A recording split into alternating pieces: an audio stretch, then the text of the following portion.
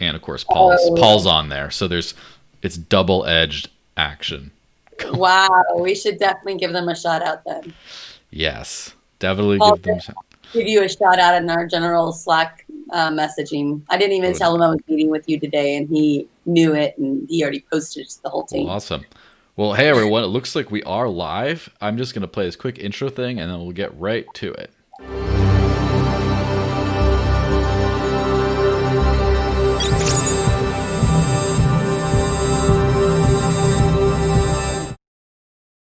All right, so hey, boys and girls, ladies and gentlemen, crypto fans of all shapes and sizes, and anything else you want to say.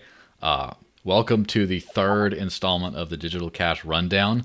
As usual, I'm your host, Joel Valenzuela, and we have a very special guest today, Jessica from Edge. How's it going, Jessica? I am well. Thanks for having me today, Joel. Yeah, no problem. I've been, definitely you're on my short list of people to reach out to. Through all the other things I do, I run around and try to go after experts or big names and things like that. But this is the one where it's just who's going to sound good chatting about crypto stuff. Who has like personality and fun stuff to say. Sometimes you interview someone and it's a little dry. But they're like, oh, they're the preeminent expert at this, or they have a terrible camera, or they have bad Wi-Fi or whatever. But this is the purely let's have fun, let's chat about what's going on, that whole thing. Yeah, well, it's a pleasure to be here, and it's a pleasure to hang out with you and actually get to know you. I've known you for what, 3-4 years now? Yeah. It's hard to keep track of like all this kind of stuff, and it's such a tight-knit community in crypto world. Sometimes it's easy to forget that you actually know someone for a very long time. But yeah, I do definitely remember that stuff. Well, before we get started on this stuff, I just want to point out a couple things. Obviously, subscribe to the channel if you're watching, because if I need to pump those numbers up. They were at I think 666 YouTube subscribers, and that was a little ominous for a while. It was a little spooky in time for Halloween, but then that got fixed.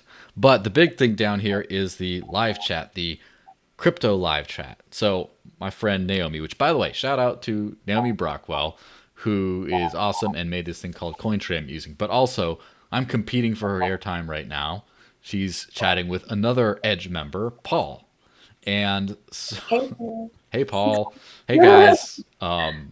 Yeah, I didn't mean to try to, but it's basically you have two competing shows exactly the same time. Edge is getting some coverage. It's great. But there's this thing, cointr.ee/the desert links, which is my little nonsense. You can go there and leave a donation with a message, and it pops up right here in the little crypto live chat thing, the live super chat. Cool. So I gave myself 14 cents just so I could say that, to let you guys know that you can do the same thing. And of course I'll vet the comments, make sure there's nothing a little bit too weird, and then I'll just pop them up on the screen. So if you want to join the live chat, you can throw some random coin over, and then there you go. It shows up, and that's always a good time. Very cool. Yes, indeed. And I think I was forgetting something, but oh yeah, download Edge Wallet. We can go to that. We can go to that at the end of this whole thing. Oh, that's what I'm wearing. So I have a free Russ shirt from Decent, and if you get one of these, again, no one paid me. I'm just trying to help Ross out, right? A free Russell Brick shirt. And if you go to DCENT, like Decent, decentlife.io, I believe, is where it is. You can get one of those. I have another one too. They're pretty cool shirts, and they help put money towards Free Ross. So now we already went through all that kind of stuff. Free Ross. Free Ross. Free Ross. It's kind of like when they used to say Ron Paul. Rumble. Free Ross. Free Ross. Yes. So, OKEx. What's going on there? Wow. That didn't the CEO just get arrested? I didn't keep up that soon. I do know that he's under investigation. And all of selling was put on hold, right? For the OKEx coin and as well as Bitcoin. Yeah, which is kind of a rough thing. So first off, what's up with OKEx? Why are they under investigation? Honestly, I couldn't even tell you why they're under investigation. Mm-hmm. All I know is that the CEO has definitely had his face and his business in the newspaper a few times. So Mm. maybe it's time for them to change up their management. Yes, it could be.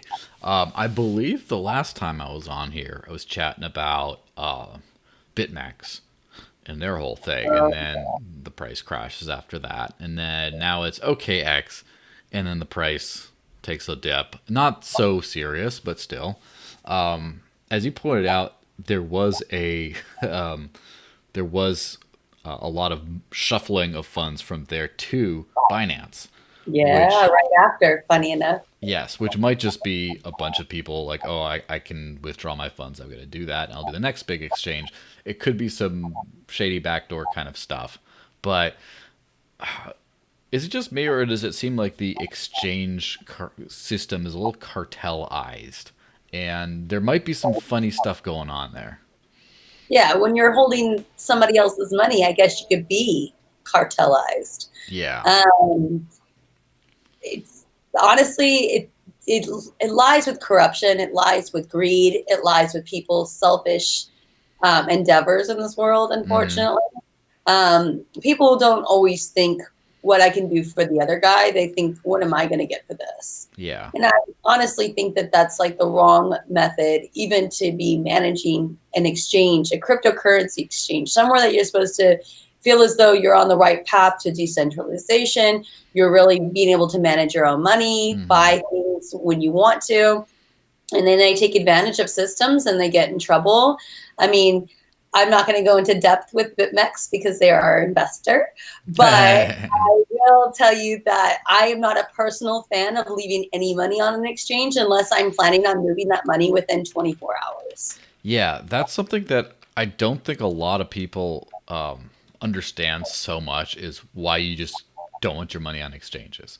Yeah. And it's there. I guess we could imagine a day, someday, when exchanges are relatively safe to leave money on, and it's things are a little bit better, audited, things like that. But just generally speaking, the thing that I think that this really opens up is don't leave your money in exchanges. Don't leave your money in bank accounts. Wait, what did I just say on that part? Don't leave your money in bank accounts, huh? I don't leave my money in bank accounts, and I have 6 bank accounts for the same Like a reason that dollar I have each. 5 exchanges that I'm vetted through. And Yeah. I do it for this exact reason. Those people that just took their money out of OKEx and they transferred it to Binance. Hmm. That exact reason. You tell me I can't sell my money with you, I'll sell my money with somebody else. Yeah, and it's a lot easier of a bargaining position when you have the money. And it's not that it's like, oh, give it back because I want to trade with a competitor. Oh, technical Right? difficulties. Yeah. You know.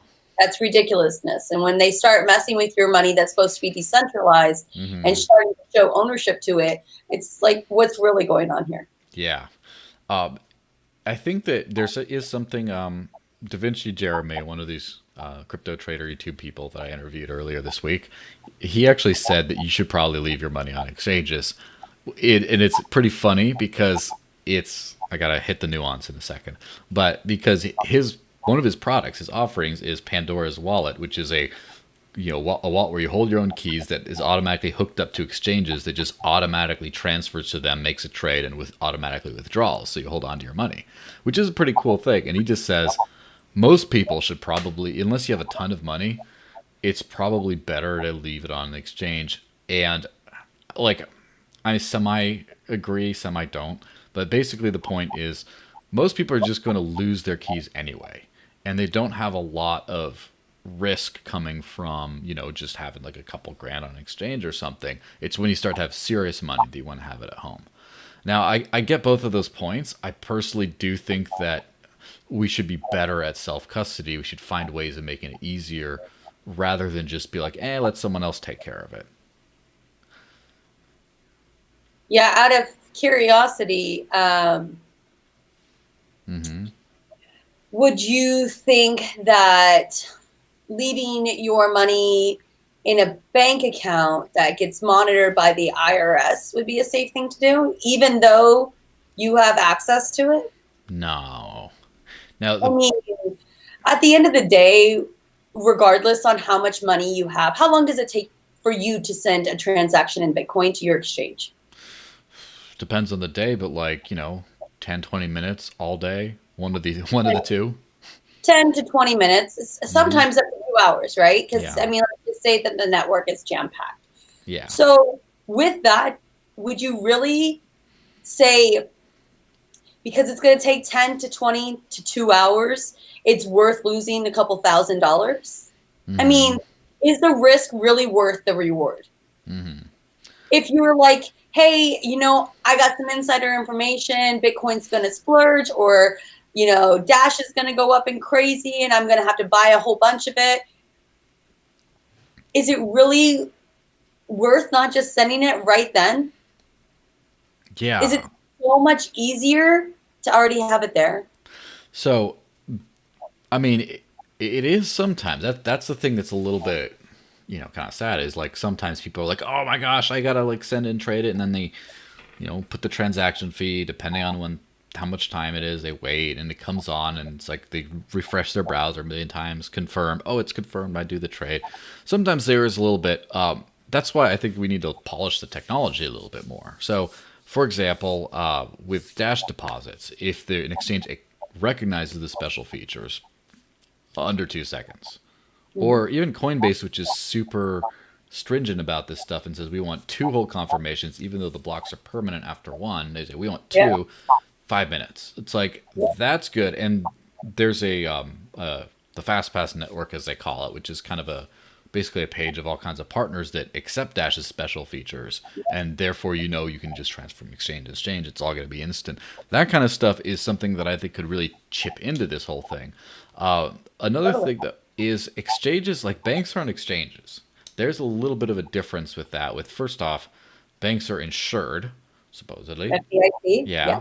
So if you get old school bank robbery, right, something like that, then you're going to be okay. Whereas if the exchange, your funds are not SAFU necessarily, Yeah. like it could be a problem. Also, there's basically banks spend a lot more time and effort custodying funds, whereas like exchanges is just like we got them so we can switch them around. It's a much more it's like a busy casino. It's like we run around with money bags in a busy casino. It's like a little bit, I would say, easier to slip by.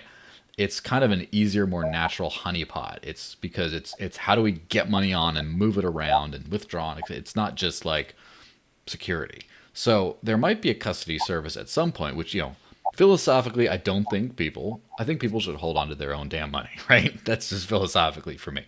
But Yeah. if some people don't want to, or they have bad, they have bad, like they just got seed phrases lying around on their floor and their dog's chewing on one of them. And like, if they're that kind, like maybe there should be a service that charges a very slight amount and just kind of holds on to it for you and does have insurance and stuff like that. But that's not an exchange. Yeah, I know they're currently coming up with those actual companies right now. Mm-hmm. Um, I always suggest to people when they have that kind of information, make it as meaningful as your favorite photo. And I Mm-hmm. know I'm not kind of sharing a lot of the secrets, but sometimes people can just put those seed phrases behind their favorite photo. And that could be a safe enough storage. So could eliminate the possibility of somebody taking your funds off an exchange. Now, also you stated something about swapping um, like Bitcoin to Mm-hmm. Dash or anything like that. These wallets, especially like Edge, Here it we're very comes. There it is. capable of doing swaps and trades with Yes. multiple countries, multiple currencies. We have the ability to transfer money into your account within 30 minutes to 2 hours, depending on which one you want to go to. Mm-hmm. Um, now, as far as like an exchange, what I think of an exchange as is I want to pull off 2,000 or more dollars. Mm-hmm. Something I don't want to swap to another coin. I maybe want to cash it out to USD, USDC, USDT, Tether, any of Tether. those things to kind of keep it so it keeps its value and I can reinvest it later.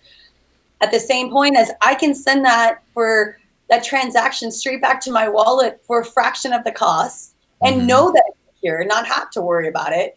And I still hold my own keys. Yeah. That's what I would suggest. A lot of people, I never got the whole trader type thing. Like I know understand people are. It just was never me. And so I've used swaps like in Edge all the time. Mm-hmm. And I use swap space is like a little marketplace for that you just find the lowest rate depending. I use that too. It's that kind of stuff. I remember one time way back in the day, there was some, no offense to anyone, but some shit coin named Scott Coin, which actually got used in a few pubs in like Glasgow and stuff like that. It was kind of weird. Yeah, But funny. I was trying to sell some on an exchange, and it was only on this one exchange, and I actually created an exchange account, and I'm looking at this, and my head's spinning. I'm like, buy or sell stop loss. What is this? I just want to like take this. It's just like the SpongeBob, you take all this and put it over there. I just want to take Yeah. all this and turn it into Bitcoin or whatever it was at the time. And but a lot of people unfortunately are sort of in that world, which is why I think places like Coinbase and Uphold and stuff are pretty much where people go. Which, by the way, have we heard of like Coinbase hacks? I don't. My memory's short on that. Coinbase hacks, as of I know that they've stopped selling and stopped buying on certain coins, Mm-hmm. which again, it leaves sour taste in my mouth because Yeah. when you're talking about decentralization, how does somebody have the power to stop? Yeah. Well, obviously it's a centralized company, Yeah. So, I which. mean, it just defeats the whole decentralized feeling behind cryptocurrency in the community. And so I personally am not a fan of Coinbase and I won't be a fan of Coinbase. I do like some of their management. I'm friends Mm-hmm. with the ladies on their team, but I am just personally not accustomed to having somebody to stop me. Not a guess. Again, you're preaching to the choir here, Mister. Unbanked for 5 years or 4 years or whatever it's been. So yeah, I don't like permission either. Yeah, I'm just not the person that wants to ask. I mean, I don't have a problem telling people what I'm spending my money on when it Mm-hmm. comes down to taxes. But Mm-hmm. at the end of the day, I just don't want to feel like I have to ask to get my money off if they decide that they don't want to, Yeah. let it Please, go sir, anymore. can I have my money? Yeah, That's all. Yeah. yeah. No plug included, but Kraken. Okay. Yeah. Of course. So you may throw and mentioned Tether there, and I saw some headline about Tether's got massive volume right now, like 600 billion or something, something crazy like that. Yeah. So Tether seems to be on the rise. And first off, I haven't. I know more than a lot of people, but I don't think I know what Tether is because my knowledge of what it is. First off, in the old days, it was like the first great stable coin, as far as I was able to tell. And then it Yes. was just like, oh well, someone has like a bunch of bank accounts, and then if you just give them your money, you get this like digital thing, and I never got like why you wanted a crypto peg dollar. I thought the point of crypto was it wasn't doesn't tank like the dollar, but then I got like, oh, okay, skirting regulations. I get it. You want to be able to trade, get in and out of the value without being like, doing all the, the KYC stuff every single time. Yeah. And then there was a time when all this Tether news started to hit, which was, oh, they're being audited, or oh, they're not entirely backed by dollars in the bank. Oh, they're guaranteed with this. Oh, they're just printing Tether out. Like, and I actually got really scared because I live on crypto. And while I Yeah. don't care about Tether, I just knew that I'm like, my purchasing power could go to like the dumps if Tether just disappears tomorrow, and it was looking like a possibility. And then Yeah. Tether just sort of like kept chugging along, and then it was like switching to like, Ethereum instead, and then they switched to like some of them are on OMG, and then I don't even know where we're at now, but it's like Tethers are everywhere. I don't know what is Tether. What is Tether? Do you know? Can you tell me? For me, it's a stable coin Mm-hmm. that is, yes, they changed it to an ERC20 token, I believe. Mm-hmm. And then it's also, so it's USDT. Mm-hmm. Um, and Tether is able to, like, so if you're ready to sell your Bitcoin for fiat, but Mm-hmm. you want to still keep it in a liquid value without having to actually cash it out, or Mm-hmm. maybe your exchange doesn't hold USD, you can peg it to the dollar. Now, Yeah. I've seen Tether when it was like 95 cents. And that's a little questionable because when you're pegging something to the dollar and it's changing and fluctuating within like 5 cents of the actual dollar, it becomes a questionable asset, right? So you're Mm-hmm. losing a little bit of money. If I put a good amount of money in it, it could actually make a viable effect to me. Um, I would assume that for me and for most people, Tether is just a way to kind of hold your crypto in an interim, like a Mm-hmm. way to kind of keep it there so you can respend it again, but it won't lose value too bad. Yeah. Or I mean, it tends to like bounce back to where it's at, Yeah, but it's just back around $1. yeah, the economic prospects, the you know the economic principles behind Tether are kind of interesting in the way the in the way it ends up being priced.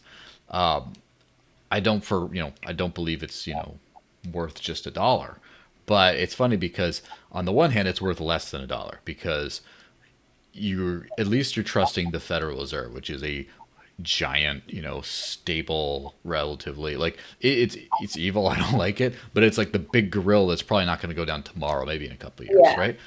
yeah, And it's backed up. yeah, Tether's a little bit more like Wild West. You can't actually buy anything with Tether, really. There's a few little places that say we take stable coins, but I don't trust that. But Well, I mean, yeah, but it's an easy way to push your money into a yeah, bank without having to do OTC. exactly, and that's the benefit of it. That's where that gets priced in, is because it's not as good as dollars, but then it's better than dollars in other ways for especially for traders. So it kind of equalizes out, and depending on what people are doing with Bitcoin, it could become super valuable. Like for example, when Bitcoin's crashing, and then all of a sudden everyone wants Tether because it's just like Yeah. you just throw into Well, it. that's the thing is Bitcoin's crashing, and you don't want to lose your value on Bitcoin. Mm-hmm. So, like $11,700, you Mm-hmm. immediately turn that into Tether. You're going to get $11,700 in USDT Yeah. at the same point. And what if Bitcoin crashes down to 11,300? You just pick it back up Yeah. with Tether. Yeah. So that's that usefulness, which kind of reminds me of um, The you know, trader's coin. yes, of the also the concept of fair value, which is basically the value of an asset has something to do with its actual use. And Mhm. sometimes when you price things, things can get like the actual price can be a little bit different. So, for example, if I want to get paid, if someone's going to pay, let's just say you're going to pay me $10, right? Or say $100. Let's round it In up like that. Bitcoin, of course, right? Because Yeah. that's how all of us edge employees get paid. Well, yeah, that's what I'm saying. If I'm going to be paid in a currency, right? First off, if it's like fiat, it's better. Like I don't have a way to receive that, so sorry. But Sorry. but if someone says, "Oh, I'll pay you in Bitcoin Cash or Litecoin or something," I'll $100. That's good.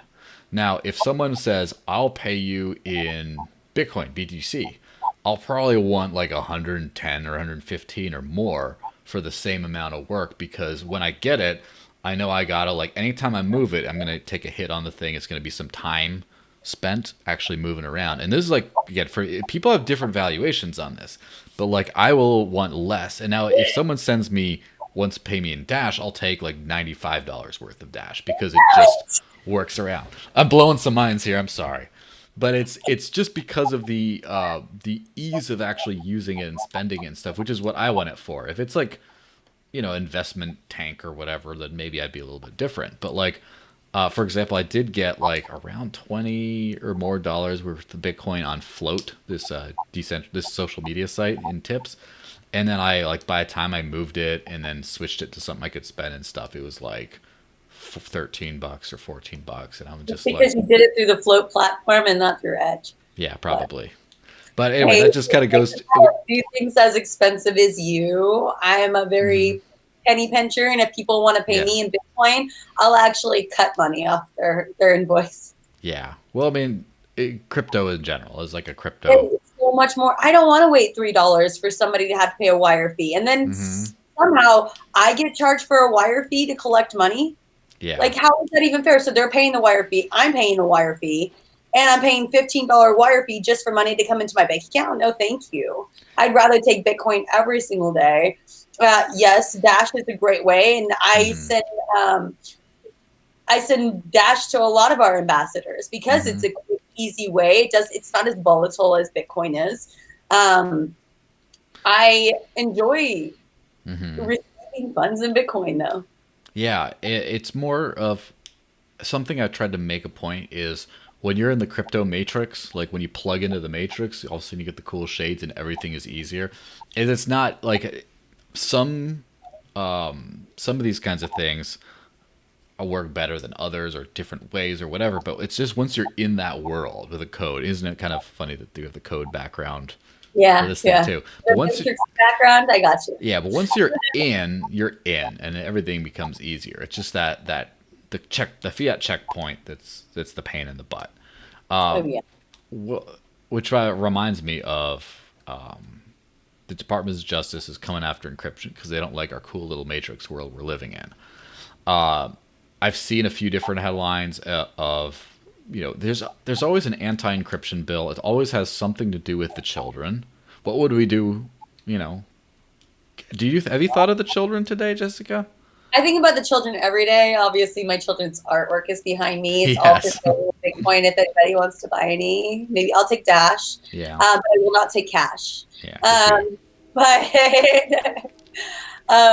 no, I mean, I think that anything that the government can't see, get their hands on or understand, they're going to place bans on it. I mean, what were they saying about Bitcoin before they actually started to understand it?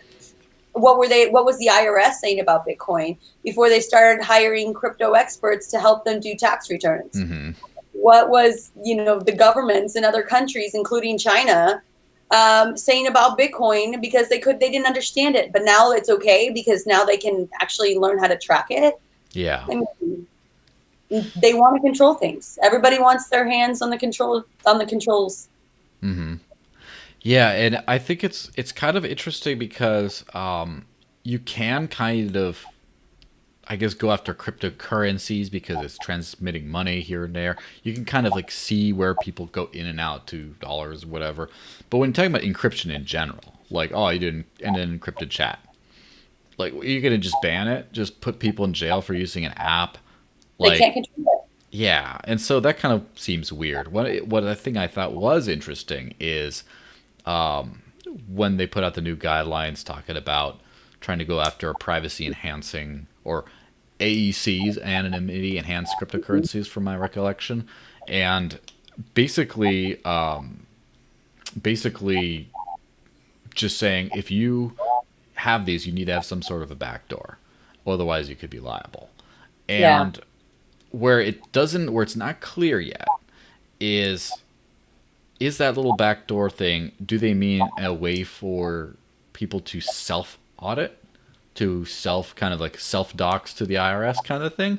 Or is it for like at a protocol level? Because those are two very different things. For example, if you use Monero or Zcash or whatever, you have view keys. You have something like that you can provide to people that allow them to kind of see what's going on. Same thing with Beam. I was chatting with the Beam CTO, and he's saying that there's an optional auditability feature where you can have this, like, you can export. You can kind of well, or basically, you export like an auditability key that just says what's going on, and so where your funds have gone to, and if you've assigned them, though. Yes, and so the same thing, I believe. So I know that there's been some accounting firms like Node 40 that have done that with Dash for mixed funds as well, where you can just put out your wallet. You just can basically, basically get it all out there in the open, but it's voluntary, as it should be.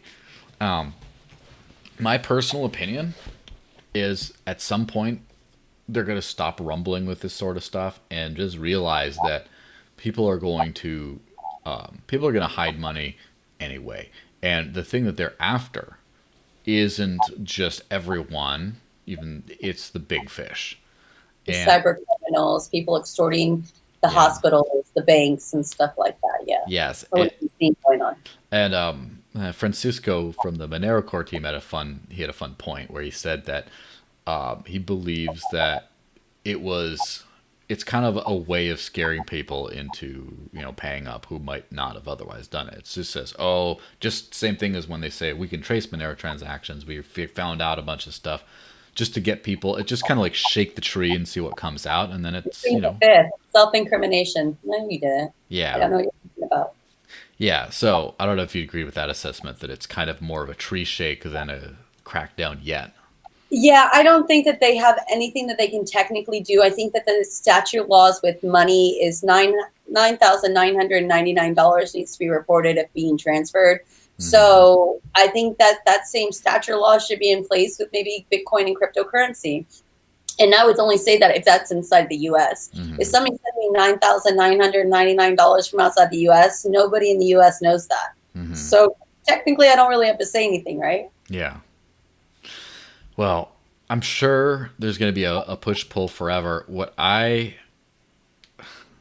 pretty sure as soon as enough offshore account kind of things get shut down, as soon as that stuff dries up, and then you have the political class start to use encrypted cryptocurrencies and Yeah. stuff like that, they're going to be It like, was normalcy. yeah, they're like, wait, well, I mean, Yeah. as long as there's not a billion. Yeah, Goldman Sachs a couple years ago said we would never buy Bitcoin for anybody's portfolios, and here they are now saying that Bitcoin's going to be over, what do you say, $100,000 by the end of 2025, Year 2020. was it? Was it a million? I don't remember the specific I number. could have swore it was a high number. Yeah, it was a Uh, big one.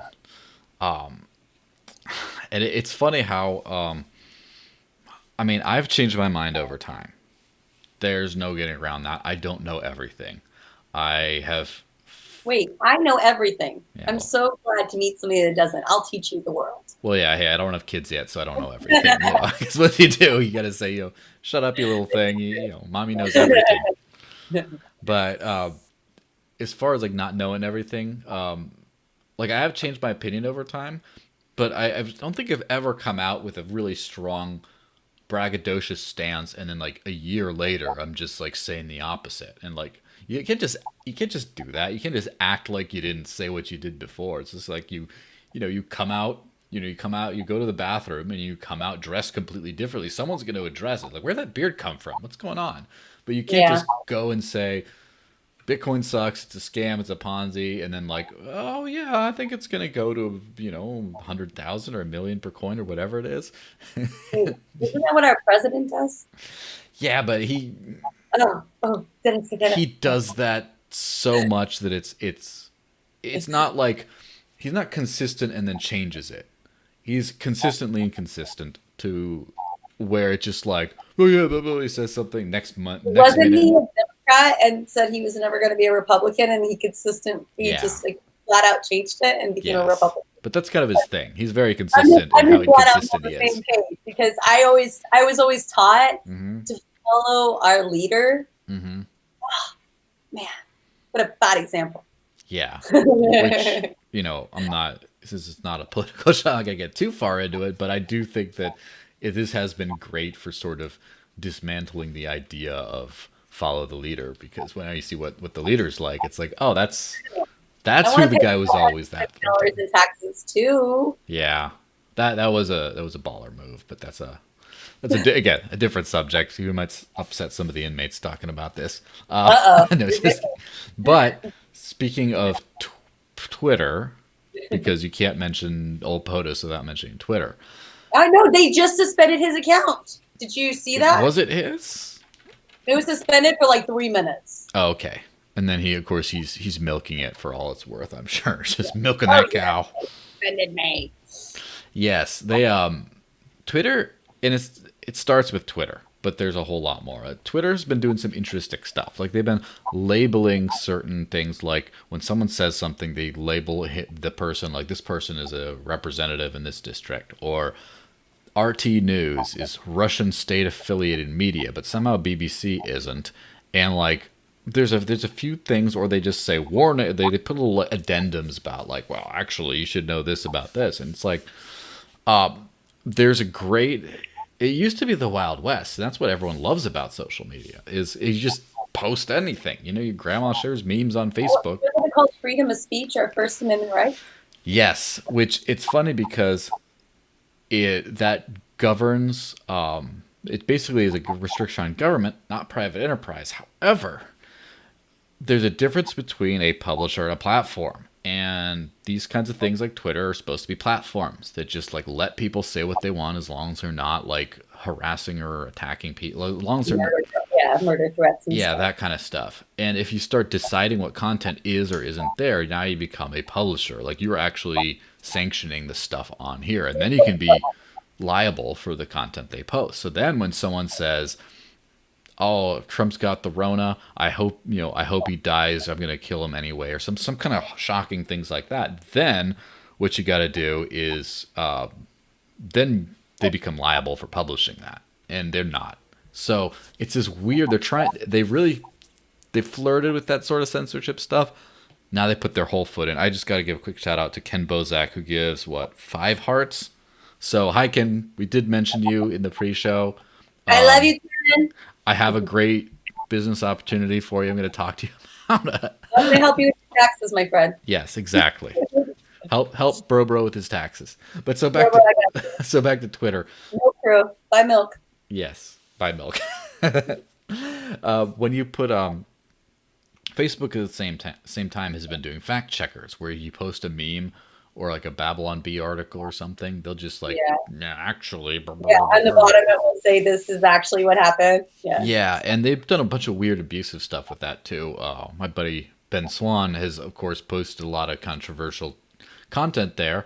I mean, I wouldn't say controversial by any rational person's perspective, but, according to the powers that be. And then they've gone in and said, well, actually not true. And then under the description of why they marked the whole thing as like actually not true, they found like one little sentence where may or could possibly, like those two words were like different, and then they just said the whole thing. They just rejected the whole thing. So there's been some crazy censorship type stuff. Yeah. And so first off, how do you think this is going to end with a lot of platforms stepping over the line to now we're actually deciding what people should and shouldn't be saying? Well, it's coming down to exactly what you've already talked about, is DLive coming to light because they're a less hierarchy, a less controlling environment for people to express how they're feeling about situations. More decentralized platforms are going to come to light. People want to express how they feel. It's not like we're glued to Twitter. We've came accustomed to it, but yeah, we can undo ourselves and start something new. It just takes the right mindset of people to create it. Yeah. And people have been popping up with all kinds of alternatives. The worst offender and therefore the best alternative is got to be in the video scene, because YouTube has been smacking all kinds of people around. They just deleted like 100 or more channels. Pretty much everyone cool I know has gotten censored off of YouTube. And the crypto purge was that way for a while. And again, Da Vinci, who I chatted with earlier this week, because he actually got banned, and then his channel came back. And his theory on that is he has ads on his monetization, and there's a bunch of scam ads that people are running, and YouTube is just allowing scammers to advertise. And he says a lot of people are marking the whole video as like a scam or whatever because of the ad, and it just was an honest mistake. But he doesn't think it's he thinks it's kind of malicious that Twitter's even letting that be what people think about crypto anyway, about having these ads on. But that's a little bit of a sidetrack. Crypto people have been banned a lot. Anyone talking about the Rona has been banned pretty much. Anyone talking about, but then there's a lot of people who are in between that I've noticed for a while. Like I follow some comedy channels, and comedy can't exist in Soviet America or whatever. So those things have gotten demonetized, even just random jokey stuff. Some weird like fitness and martial art channels and stuff like that have also gotten randomly demonetized, not just recently, but like a couple of years ago even. YouTube's been really hostile to not just, oh, you can say what you want as long as it agrees with us. It's like, no, they just want certain kinds of content. And they throttle your videos if they're under 10 minutes, which some of mine are, I'm sorry. Not this one for sure, because there's not enough room to shove advertisements in there. They've been doing a lot of weird stuff.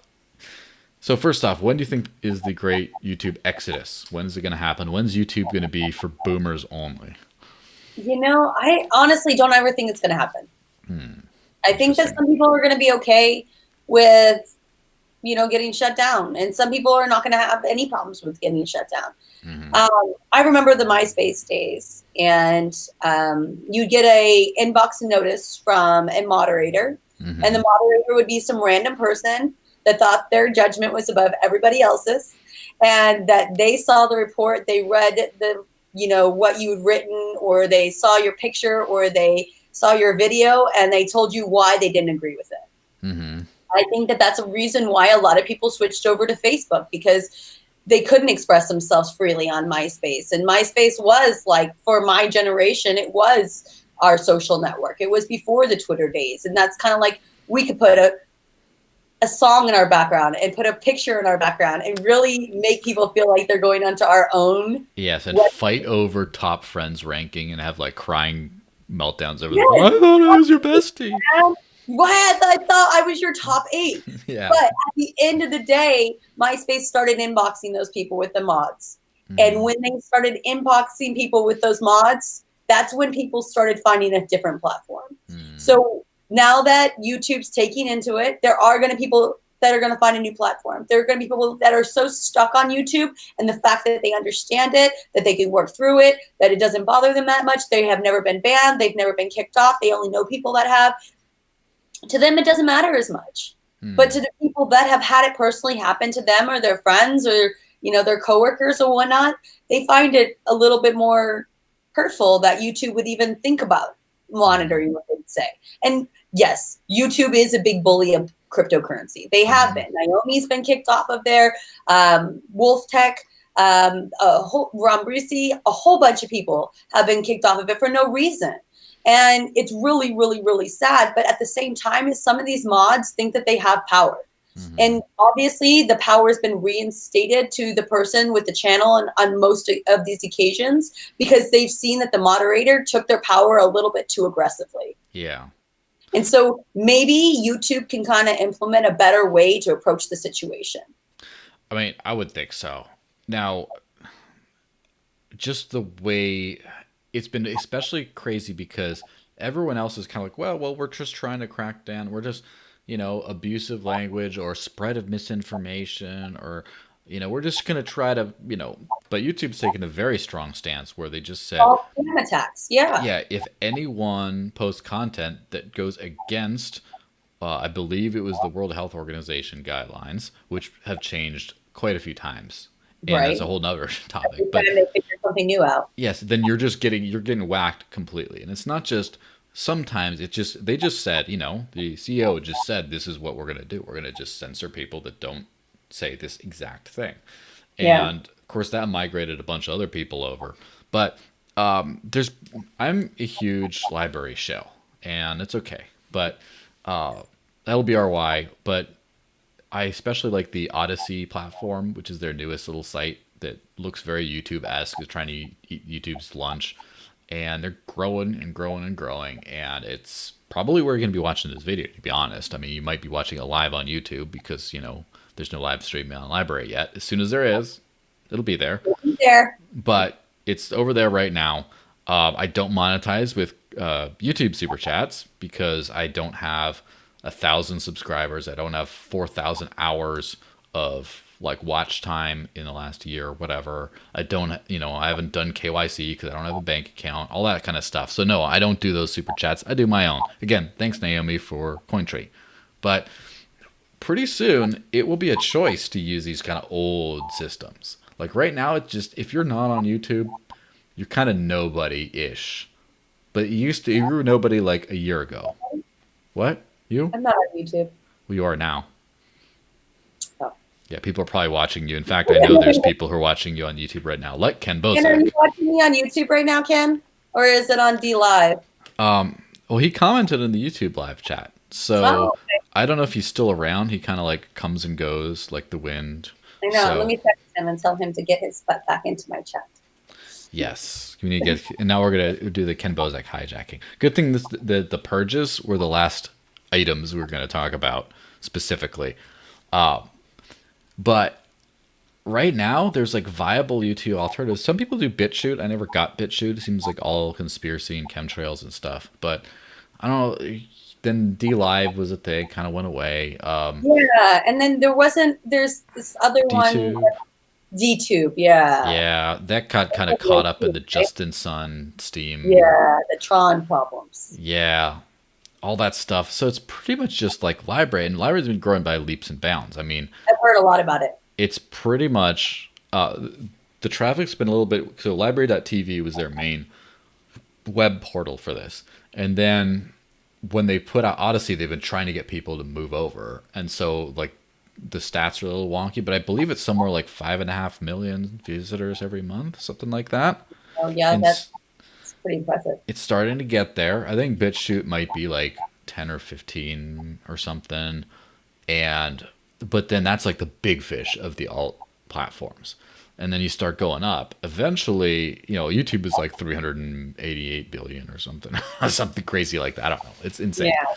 But eventually, you get to where you have a lot of content that you can get most of what you want on these other platforms. But then also, there's some stuff you can only get on them. And I'm a big fan of the LBRY exclusive kind of a idea. But eventually, you're going to see some sort of competition. But I guess it does kind of bring up the greater point, which is one of the hardest things to do is moderate online communities. Have you ever done anything of the sort? God no. No. You don't have like an Edge Discord or something that you like delete spammers from, or So we have a Telegram channel that every 3 days I post. This is not a channel. Please reach out to us on Twitter. Mhm. We had to get off of it. We had way too many scammers telling people they were our executive, or they were on our support team and we needed their information, or we needed all their funds to be sent to our wallets. So I just kind of go into our WhatsApp channel and our Telegram channel and make sure that people don't send money to scammers. Mhm. Other than that, no, Yeah. not anybody. I don't like playing God. Yeah, well that's one of those things is yeah, my recent thinking on the subject has kind of been modeled a little bit more around not thinking good or bad, just think why did things turn out that way? And if that's not an acceptable outcome, it's not because people were being evil, it's because the system needs some tweaking. And first off, centralized social media having moderation is to a certain extent a good thing, where you can report a fake Roger Ver account, how many of those are there out there, and they get removed and stuff like that. The problem is Twitter and YouTube are inundated, and Facebook too, inundated with scam bots, just inundated, and they cannot keep up. And more decentralized solutions have got to be worse, to be honest. Like they've got to get more, and there's got to be a better way. And so I got to give a shout out to a very strange service, which I don't know if have you used Twitch before? Twitch, yeah, we Twitch. did stream on it. Twitch, it's a different thing. Oh, It's yeah, a I haven't done just Twitch. Gosh, so they don't know how to come up with their own names these days, do they? exactly. And sorry, Mr. Moisty, or Elon Moist is what the the CEO guy calls it. But so it's basically a Twitter alternative running on Bitcoin SV, and generally that's the only thing I will mention in a positive light about Bitcoin SV, but is the one I thing I own do. Bitcoin SV. You have some? Yes. Well, okay. Well, do you have a money button? No. Okay. Well, figure out how to use Twitch, because it's basically like a knockoff of Twitter. All the tweets, Twitches, whatever, they all go on chain as a transaction, which I don't know the sustainability of that, and I'm not here to say it. But the interesting thing is the Twitchonomics, which are, it costs like a couple of cents to make a post, and therefore, and then if someone likes your post, you get some money. If they branch it, they like retweet it, then everyone under that who retweets it, like all the There's money kind of trickles back to you.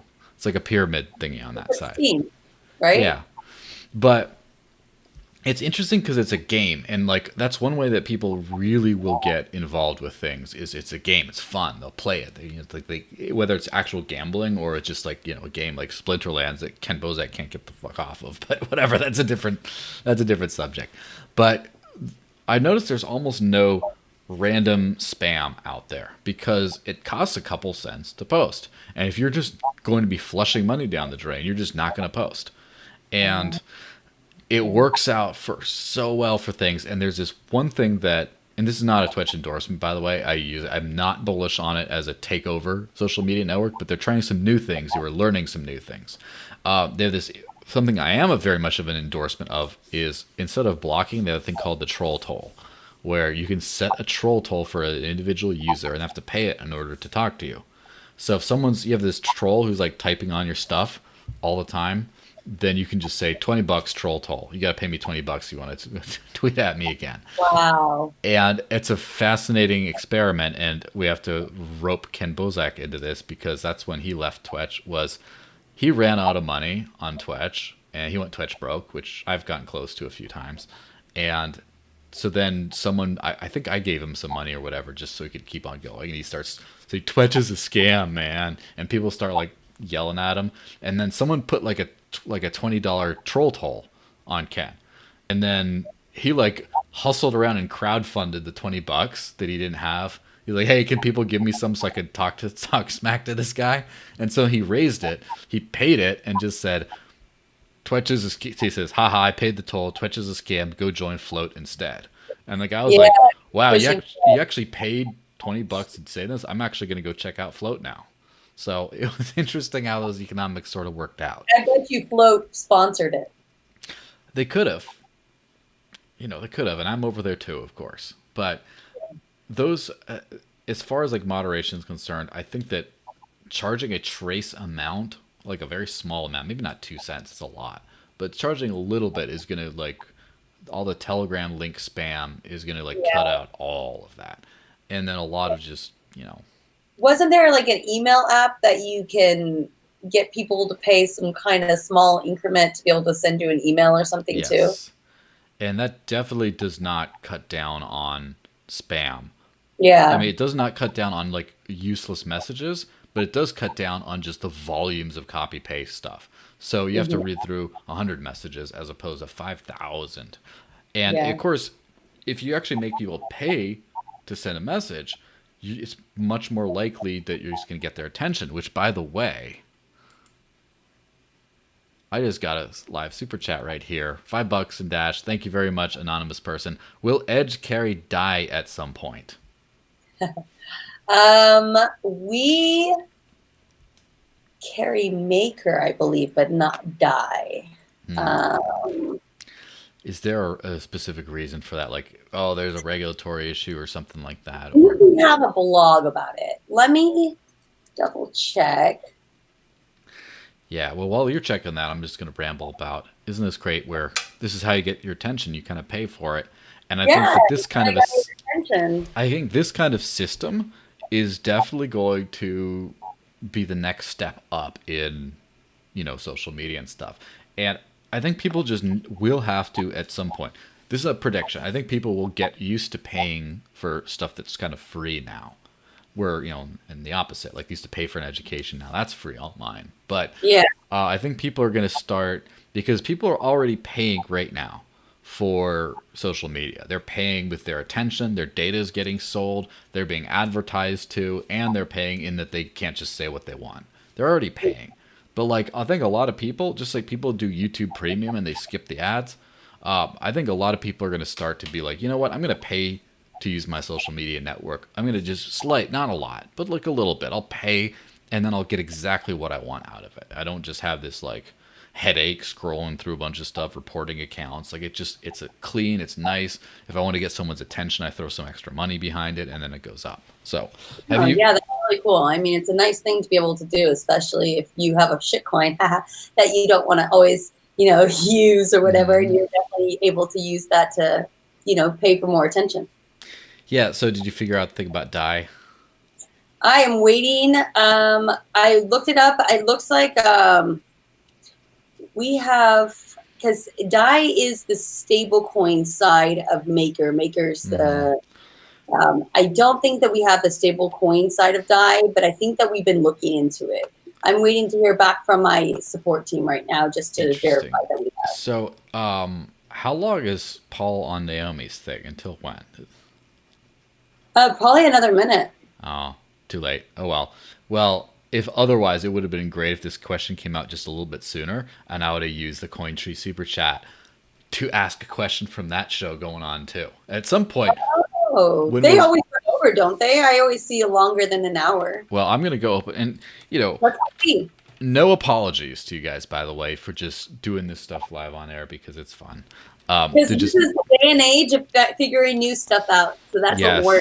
and like competing show type stuff. We're all friends here. Yes, let me see if I see Naomi's little live YouTube thingy on. I don't think so. I think it looks like she might be offline. Oh no. So, well, she better get back into this live chat. Just tell Paul to go say something like that. Yes, 22 minutes ago streamed. Oh, it's done. Yeah. But Aw. so there's some kind of a. Do you know if it's a technical or a regulatory reason that it's not on?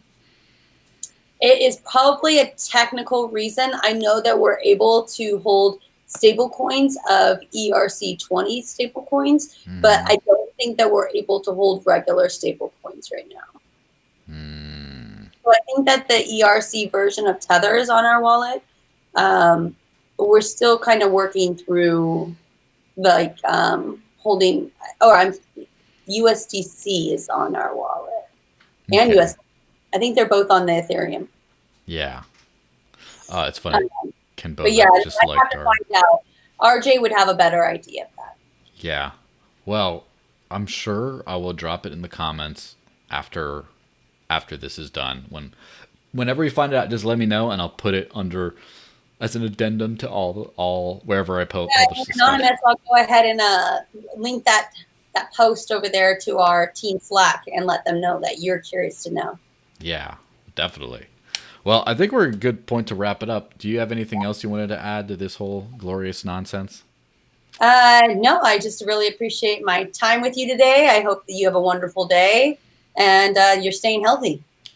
Yeah. Hold on. I just got a message. They do carry DAI, but it's under add tokens instead of add wallet. Okay, so it's a token, so it would be under an ERC20. Okay. There we go. It solved it. Thanks very much. Anonymous Yeah. We hold any ERC20 token that you want. With the suggestion that and the amount of decimals and the name of it, you're good to go.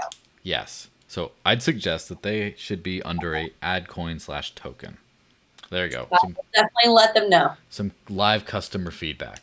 Well, I appreciate it. Let me know too. So what awesome stuff about Edge do you want to tell people other than just get the wallet? Is there anything new, cool feature coming up or anything awesome?